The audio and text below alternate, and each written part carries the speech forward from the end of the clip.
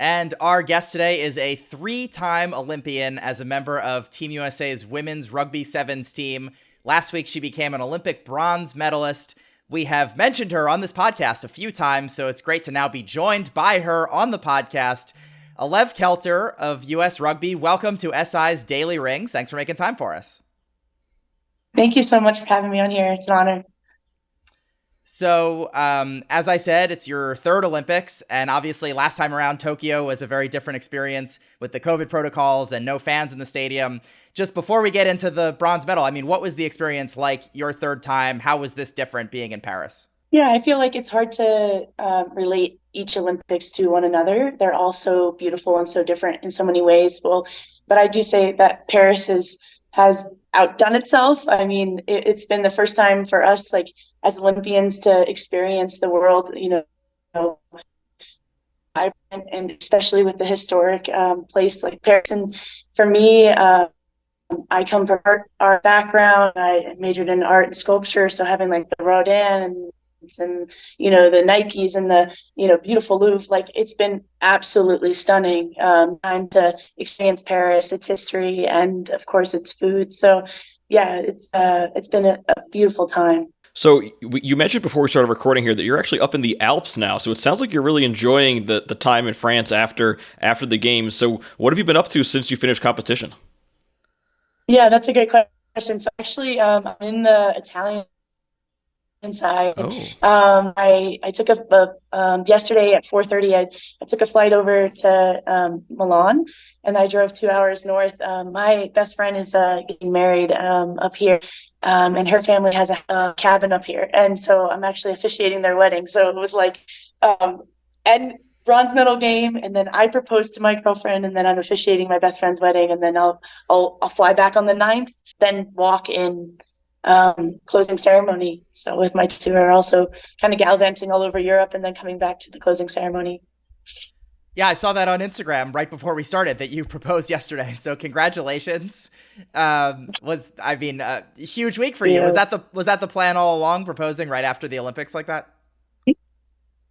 Yeah, and the thing is, this 6-year-old grandma who has come from Turkey, immigrated into basically Ohio, and has a farm out there. My mom picked her up, and she was like, I want to see Alev at the Olympics. And so she's been with our family, and so I knew that there would be a huge group. I think there was 30 plus of us that were coming to this Olympics, mostly to see my grandma, and also to see the Paris and also to support me. But it's also like a huge village we have that we love one another. And so they were out supporting me. And I knew that was probably the biggest gathering that I was going to get together. And I was like, I really want Catherine, my partner, to experience that full family feeling, and them also experience a special day like the proposal. And we all went to the Modern Art Museum, and at the top level is one of Dufay's famous paintings. It's 250 panels. It's the biggest painting in the world. And I dropped down on one knee there, and it was absolutely, yeah, I was a little nervous. Everyone there was kind of awkward, but it was wonderful. That's amazing. What a great proposal story. So it sounds like obviously you're really living it up after winning bronze. I think one of the things that Mitch and I have talked about throughout this Olympics is just how we enjoy that there's an emphasis placed on not just the gold medals, but also the silver and bronze. Can you articulate what it means for you to win that bronze medal? I think the hardest medals to win are the bronze and the gold, and it's been I would say like us being, knocked out of the skies, to come back, to be resilient, show courage. Those are a lot of our team values. And I think to pick yourself back up and to say, we have something we need to play for. And then for it to be against Australia, which is, they were the number 1 seed going into the Olympics, and they have been a super powerhouse this whole World Series year. And yeah, it was just, you saw the game, it was absolutely unbelievable. But winning that bronze is for us just as good as a gold medal, because this program has never seen, us to go past the quarterfinal. And so it's been historic in so many ways, but then to get knocked down, come back up, show that resilience, that's the American way. And that's what we want to be proud of. And that's what we want to showcase, is that USA is here to play rugby, and we're here to grow the game, and we're here to compete. So that moment, Alex Cedric, the very long try, the walk-off basically to win bronze. I mean, can you just describe, like, when did you realize what was happening and how exciting was that moment for you? Yeah, I mean, I remember getting pulled off and being so ecstatic about like all of our speed going onto the field. Like Spiff's out there, Aries out there, Lowe's out there. We have all of our kind of our speedsters, and we knew we needed to, after that try had been scored, we knew we had like 56 seconds. And when we're pushed, we have a tendency when we're pushed into our 22 to kind of be frantic and to just, when I saw the girls slowing the ball down, getting our hands on the ball, having the good passes, I was like, we're settled in. Like, we got this, we got this, we got this. And I kept saying on the sideline, I think I was looking down, but I was like in between my legs, like, I believe, I believe, I believe. And then like, Spiff like did a shimmy shake around one girl and then slipped through another girl, and then she's down. And they have one of the fastest players, Madison Levi, in the circuit, is on the team. And to see her kind of catching Spiff at that time, I was like, oh, my heart, I'm having a heart attack. I'm like, it's popping out of my chest, but it's like this controlled excitement. We have this, okay, this is it. Oh my God. That when she was halfway through and then she scores the try, it's still not over because it's tied. And then we don't have any kickers on the pitch at this point because we subbed out our kickers for speed to score that night. And so Spiff has been visualizing this in the locker room. She told us that she's been visualizing, I can kick this right from the center, probably nowhere else but from the center. And she took 3 seconds left with that drop clock left. She scored that conversion. And that's, I think, for me, when I jumped onto the pitch over the barrier, screaming at the top of my lungs, that's when I realized, like, I'm an Olympic medalist, and that'll never, I'll be written in history forever, and nobody can take that. You had mentioned just previously how you had scored earlier in that match, and then you were taken off, you were subbed off. Was there any part of you when you were subbed off saying, hey, I'd like to stay in the game and maybe try to score again, maybe try to be the one to score that winning try? Yeah, no, I feel like everyone has their X factors and everyone has their role in the team. And whether it's your impact off the bench or you're starting to get the ball rolling and get that energy out, like, to set up your finishers, everyone has a role. And so my role is to make sure the scrum platform is strong. And then in that time where I scored that try, Lo and I have been able to be versatile in switching into center role. So she switched me out of the prop role into the center role to score that try. And so we all know what our strengths are. And we all know, it's part of the selflessness. That's one of our values is expressing that and encouraging others to use their X factors to beat people one-on-one. And so that's what she was encouraging me to do before that try was scored. And then afterwards, as I'm getting subbed off, I'm encouraging our speedsters, get out there, be tenacious, do it. And that's what our job is. And it's in a way, you whether you're on the pitch, whether you're back home, where you've helped this team, this bronze medal is for everyone. And Biff scored that try, but it has taken so many people to get us to that position. And she is a hero for finishing that and converting that try. And we want to celebrate that. So as far as like being on the pitch, being off the pitch, doing your role is what you are asked, and doing it with grace and without an attitude is like, that's part of our culture. And that's what we want, is whether you play 1 minute or you play no minutes or you play all the minutes, every single person has helped this team win that bronze. And yeah, we're just so grateful for having that culture and being able to say, like, no matter what, we've contributed, and we believe that we've helped that. So I think the format of the tournament is interesting, with 2 games every day. And I think there were a lot of people surprised that you were playing 2 games. So I'm curious, the night before, that you've got a semifinal against New Zealand and then a second game after that. And we had talked about it, that New Zealand was just like blowing everybody out. I mean, beating teams by 40 points a game. So the night before, are you laser focused on beating New Zealand, or do you let your mind wander to a possible gold medal game? Or are you thinking about, okay, if we do lose to New Zealand, we've got a chance to win bronze? Like, what's your mindset knowing that you've got 2 games that next day? Yeah, absolutely. I mean, we've played 2 prior tournaments just to get us ready for the Olympic schedule. And it is hard because day 2, you play your last pool play game and you play your quarterfinal game, and that's knockout rugby. So it's 2 very different things. And so after our New Zealand, when you wake up, we're excited it's game day, and we're still thinking about the pool play. We want to top our pool. And that's what we have scouting reports, we have film on, and everyone's watching the film, doing the scouting reports about our set piece play and structure to beat New Zealand, to be the most competitive team out there. And then after the New Zealand game, it was, we're going to go back to the village, we're going to put our feet up, and we're going to simulate that this is another day, and that we can reset, refocus, and get back into, our typical day 2 knockout stage rugby. And that was so helpful. I mean, sometimes we stay at the stadium, sometimes we bring our pillows, and we're camping out at the stadium, but not that day. And I think that was really important for us to go back, and even if it was like a half-hour nap or a 45-minute downtime, we get some food in us, we reset, we take a nap, we wake up, we're ready for knockout rugby. And so we were like packing up our podium gear, and of course you're human, you're like, I want to wear this, I would love to be wearing this with a gold medal wrapped around your neck. All those thoughts are going to come up, but it's the actions that really matter. And doubt's going to creep in, and all these things are going to happen, and it's like what you do with that thought, how you make that thought into an action is what's really going to matter. And we focused a lot on that mentality of taking the pressure of a medal off our shoulders, putting that backpack down, and leading into our structure, and leading into our team system, leading in how we play street ball and how we elevate each other on the pitch. And that, knowing that going into that first knockout round, felt really connected and excited. So you're an athlete who came to rugby through other sports, right? And obviously that's going to be the case with a lot of people who are interested in playing rugby in the U.S. It's not a sport that people play as their first love primarily. So what advice would you give to athletes who have seen this team play, been inspired by it, and are thinking about making that switch to rugby?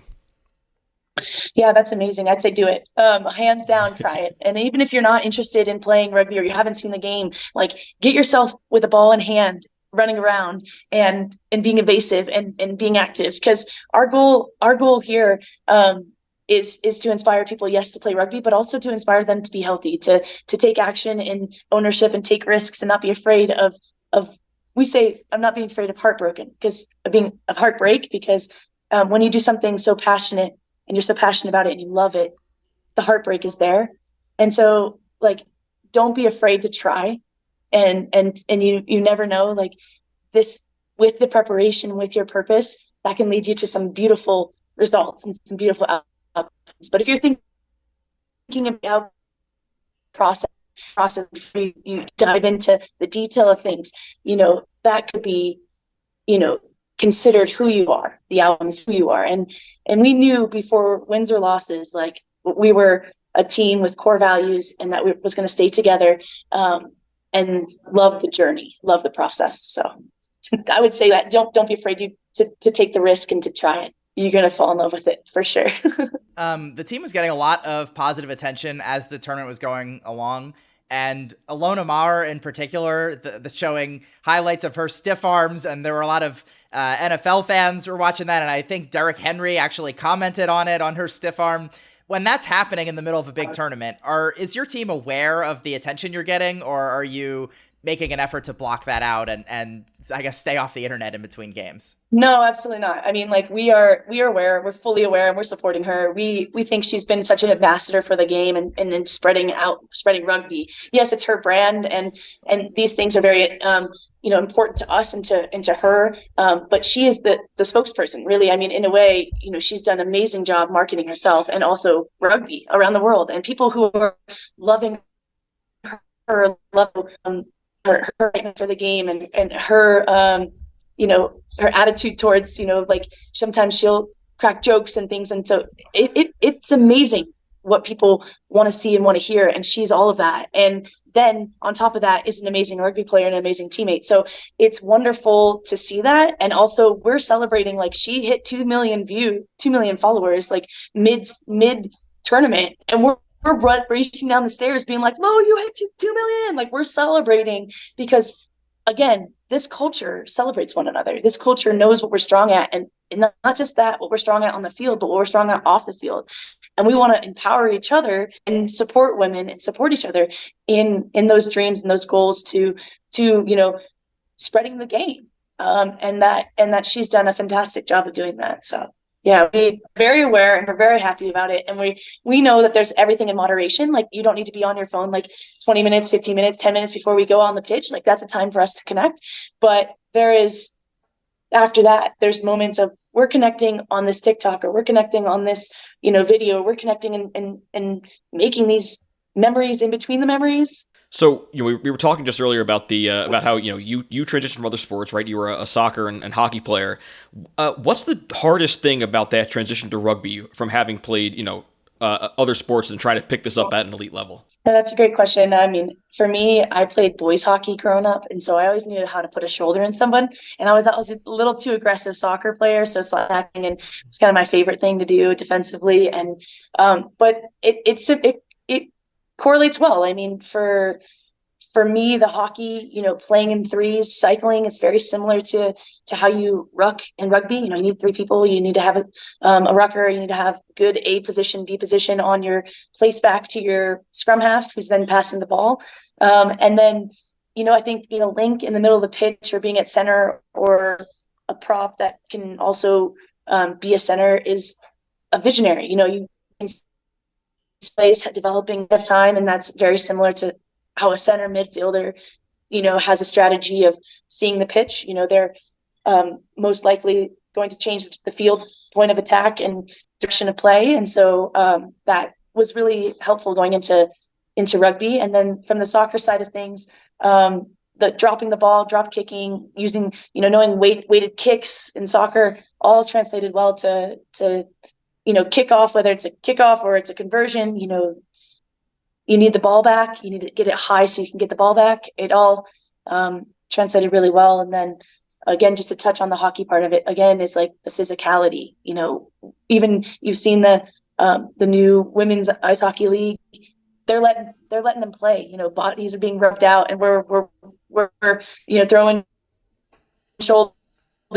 It's not necessarily from like head to head, full on ice smacks, but it's definitely a more physical game to play. And in rugby, you just really, it's safe. You've learned how to tackle, you learn how to protect your head because you don't have any padding, and you use their momentum to take them down. And so if you're wondering, is it safe? Like it is. And everybody that's going to be teaching you knows the rules and knows how to do it well and is willing and ready to share how to do things properly on the pitch. So, all right. Well, this is my final question, but Dan asked you about athletes transitioning to rugby, but how about for fans? Anyone who maybe watched rugby for the first time during the Olympics and decided they loved it, what would you recommend for fans to check out or keep an eye on in the 4 years before the next Olympics? Yeah, this is great because I think on this hike that we were just doing, we did a bachelorette hike, and on the way down, we were talking about how a lot of the girls had seen it for the first time and they're like, we love it. And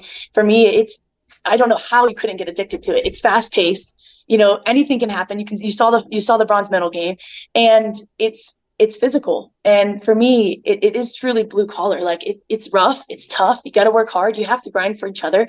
And it's the ultimate team sport, right? You're seeing not just one person run around, 7 people. It's one person doing their part in a bigger picture. And then you see as the team has more chemistry or, better communication and, less penalties and less things like that. It's just exciting to watch. And I think too, probably I'm still learning the game, I'm still learning the laws of the game, and it's been 10 years and counting. And so it's daunting to think, I don't know the rules of rugby, but there are a lot of people who want to share. And there are a lot of people who even on YouTube can explain what's going on. So if you're worried about it, just get yourself in front of it and ask questions and not be afraid to ask those questions. But for a fan transitioning, it truly is the ultimate sport. You have kicking, you have a lot of tackling, you have,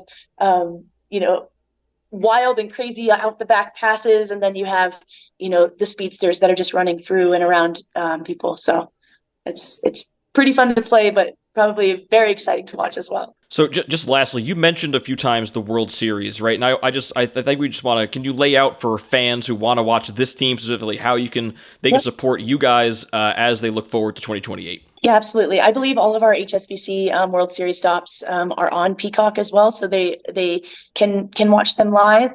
And there are some other channels around the world that they're active on. But this World Series is a 7-stop series around the world. There's the likes of South Africa, Australia, New Zealand, LA, Vancouver, Singapore, and so on. And so they're all around the world, and that seeding helps us for the next Olympic cycle. So we play each year, those 7 stops all around the world. You can come and see your favorite athletes play. And there's a couple home stops that we'll do. But yeah, at the end, there's a crowned champion. It was different because it was in Madrid, and that was the top 8 teams. I'm not sure they're going to keep that structure, but if they are, the top 8 teams play in somewhere around the world for the grand finale. So it's we are special. I mean, we feel special because we get to see everyone every other month. We travel every other month somewhere around the world every year. So it's really a blessing. All right. Well, thank you so much. Congratulations on the bronze medal and the engagement. We know you're busy and appreciate you making time for us today. Thanks. Thanks a lot. Yeah. Thank you so much, you guys. And I appreciate you asking great questions and sharing our story. So thank you.